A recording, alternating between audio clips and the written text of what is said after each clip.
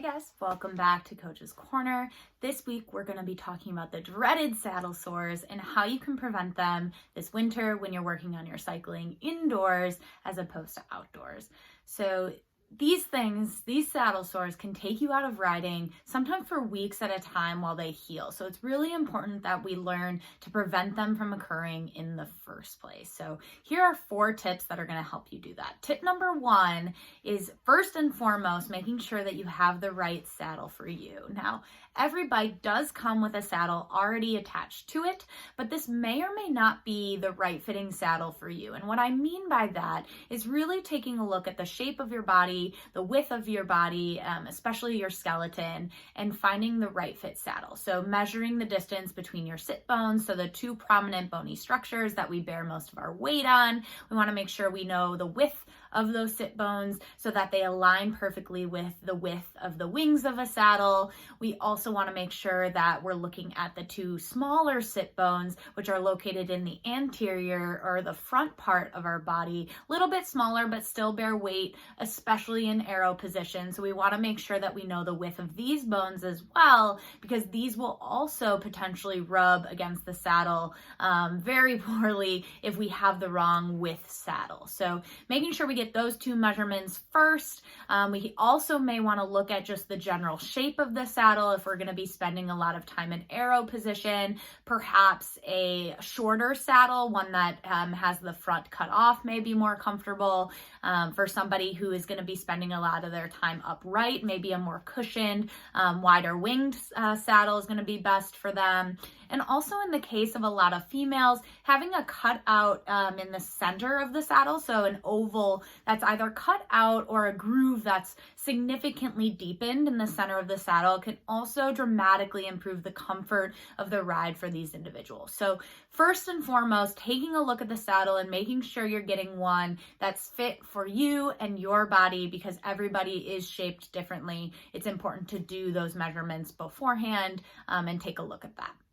Number 2 is going to be to make sure that you are wearing bike shorts when you're out there. Now, this sounds silly, but if any of you are like me, when I first started training for triathlons, I would do 3-hour rides on nothing but regular running shorts or running tights. And my athletes now can attest to that because I've told them the stories of the sores that I've had because of riding in those shorts. So investing in some cycling shorts that have the padding, have limited seams that are near the sit bone areas or where you're going to be having that pressure on the saddle. These are going to significantly reduce the friction and the irritation that can result from not having this, and it's going to improve your comfort while you're out there on the bike. So definitely invest in some quality bike shorts, wide range of prices on these, so it's really what's going to be best for you, but just making sure they're a tight fit, a snug fit, adding that compression, and they're not going to be moving around a lot on you.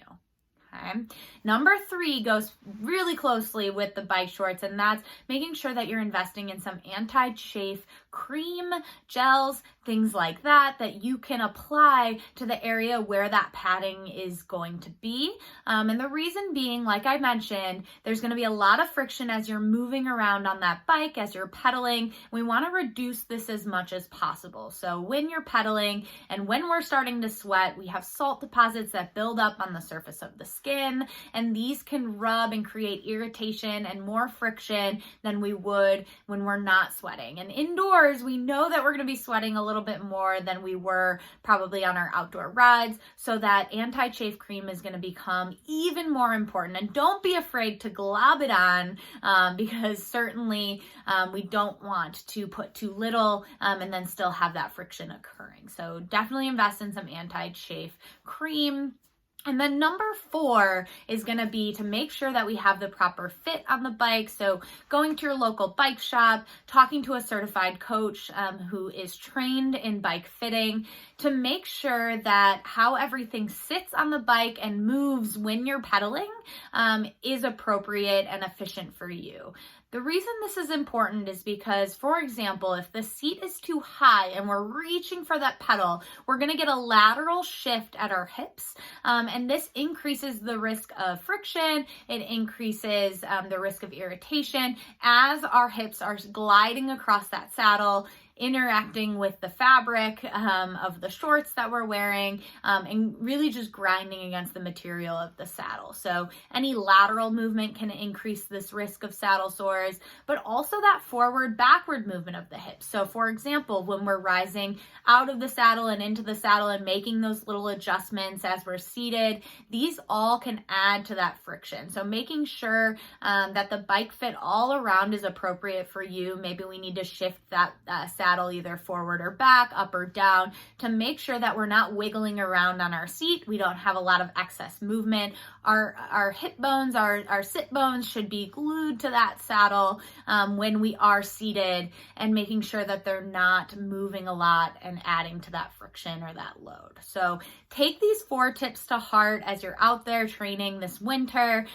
Each and every ride, so regardless of whether it's an easy ride or a long ride, you want to make sure that you're making yourself comfortable and giving yourself the best chance to avoid these saddle sores, because once they begin, it can keep you out for weeks at a time. So we really want to prevent them from even happening in the beginning. As always, thank you guys again for watching. This has been Saddle Sores 101, and I look forward to seeing you guys here next week at Coach's Corner.